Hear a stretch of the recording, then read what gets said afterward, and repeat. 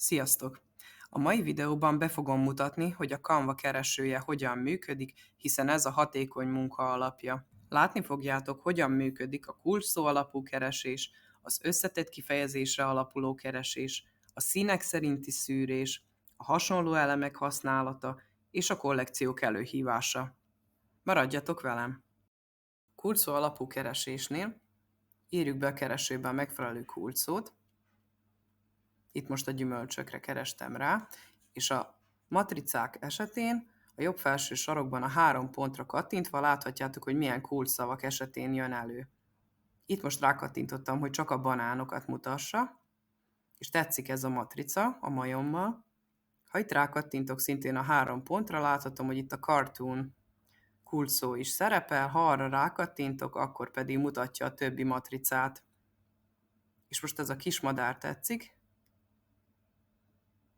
Kismadár esetén, hogyha rákattintok a Star gombra, akkor elmentem azt, és ezentúl ez a matrica a projektek alatt a mentett matricáknál megtalálható lesz.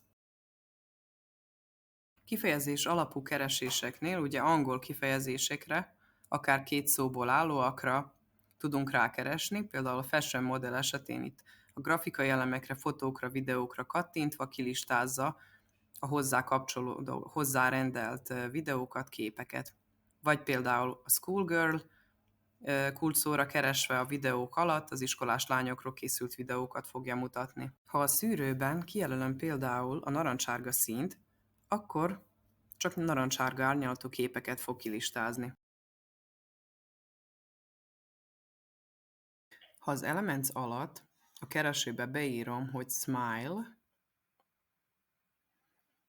majd a grafikák alatt a See All opcióra kattintok, és a kiválasztott matricánál a jobb felső sarokban lévő 3 pontra, azon belül a See More Like This opcióra, akkor ki fogja listázni az összes hasonló grafikát. Hasonló módon történik a kollekció kiválasztása.